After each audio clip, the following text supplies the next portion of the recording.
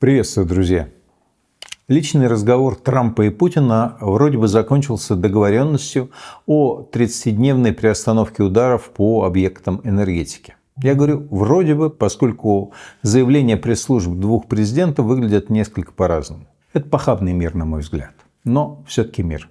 30-дневная приостановка ударов по энергетической инфраструктуре, конечно, сильно отличается от полной остановки огня, на которую под давлением Трампа, напомню, уже согласилась Украина. Путин с самого начала обставлял свою позицию условиями и оговорками. Мы согласны с предложениями прекратить боевые действия, но исходим из того, что это прекращение должно быть таким, которое привело бы к долгосрочному миру и устранило бы первоначальные причины этого кризиса. И это несмотря на то, что предложение о прекращении огня, очевидно, обсуждалось и предварительно согласовывалось с российской стороной.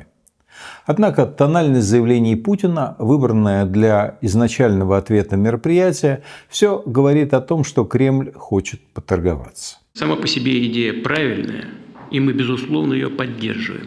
Но есть вопросы, которые мы должны обсудить. И думаю, что нам нужно и с американскими нашими коллегами, партнерами на этот счет переговорить. Может быть, с президентом Трампом созвониться и вместе с ним пообсуждать. Позиция Путина на самом деле абсолютно понятна. Он считает, что сейчас имеет тактическое преимущество на фронте. И в переговорах хотел бы продать его подороже. При этом он явно побаивается сильно раздражать Трампа слишком жесткой позицией и прямым отказом от прекращения огня. Кстати, заметьте, что Путин проявляет гораздо лучшее понимание правильного подхода к Трампу, чем Зеленский. Обсуждая с ним хоккей и совершенно не стесняется достаточно подобострастно льстить в адрес американского президента. Но прежде всего хотел бы начать со слов благодарности в адрес президента Соединенных Штатов, господина Трампа, за то, что он уделяет урегулированию на Украине столько много внимания. Вокруг чего торгуется Путин и чего на самом деле он хочет добиться от мирных переговоров? Первое.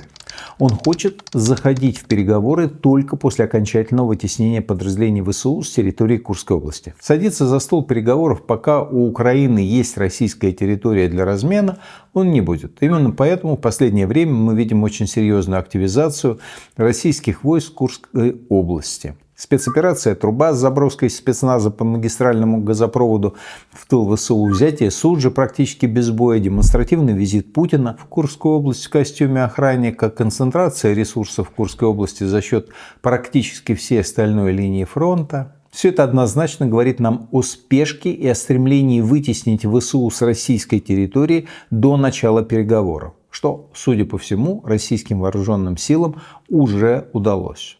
Второе. Путин ставит вопрос о контроле за режимом прекращения огня. Это его заявка на согласование состава миротворческих сил. И я боюсь, не особо скрываемое намерение настаивать на невозможности диалога с Зеленским. Он будет пытаться добиться максимально комфортной и лояльной к себе политической конфигурации в Украине. Я уверен, что мы очень скоро услышим все эти тезисы про нелегитимность Зеленского и необходимость выборов.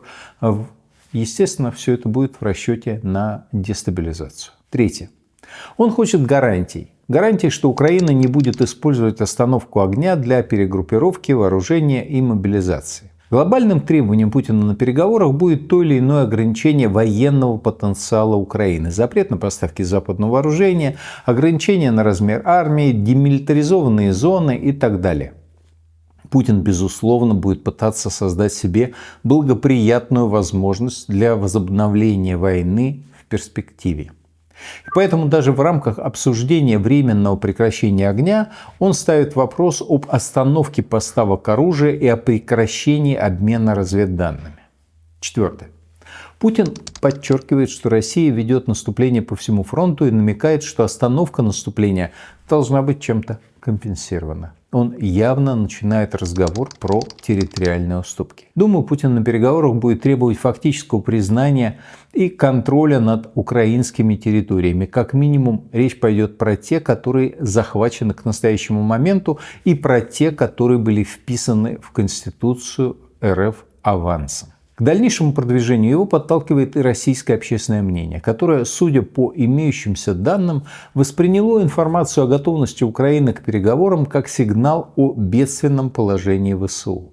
И теперь больше настроено на продолжение успешной военной кампании, чем это было раньше. Поэтому тактически Путин тянет время. Он вроде как не отвергает идею о прекращении огня, но обставляет ее какими-то дополнительными условиями. Не полное прекращение огня, а только по энергетической инфраструктуре. Одностороннее требование к украинской армии не вооружаться и отказаться от западных разведданных. Ну и так далее. Но бесконечно тянуть Путин вряд ли будет. Все-таки его успехи на поле боя не носят стратегический характер. К тому же они в какой-то части обусловлены сокращением американской поддержки и перерывами в предоставлении Украине разведданных. А это достаточно временная величина. Да и Европа просыпается. Просматривается немецко-скандинаво-польский альянс. А если еще он будет поддержан Великобританией, да и если еще через 2-3 годика, то это не то, что вообще не подарок для Путина. Это игра в одни ворота. Ну, если, конечно, не самоубийца, а ядерную кнопку. Так что на переговоры о полном прекращении огня Путин выйдет. Чего он будет добиваться от Украины и Запада? Я не исключаю, что он попытается уже в эти переговоры включить свои максимальные требования, о которых я говорил раньше. Очевидно, что с такими условиями ни Украина, ни, надеюсь, Америка полностью согласиться не смогут.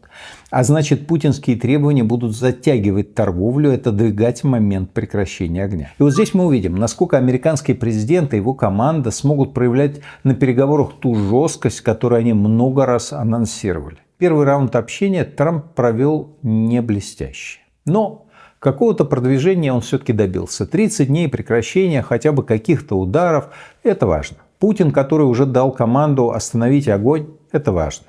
Договоренность продолжить переговоры – важно. Но не оставляет общее ощущение похабности условий обсуждаемого мира.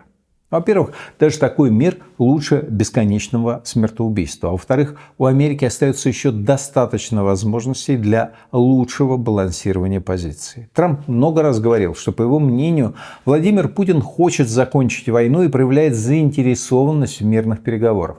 Также Трамп уверял, что у него есть весьма действенные рычаги давления на Путина. Вот мне кажется, сейчас идеальный момент, чтобы этими рычагами наконец воспользоваться. Счастливо вам! Я очень надеюсь на скорейшую остановку войны, хотя не очень верю на этом этапе в возможность устойчивого и справедливого мира.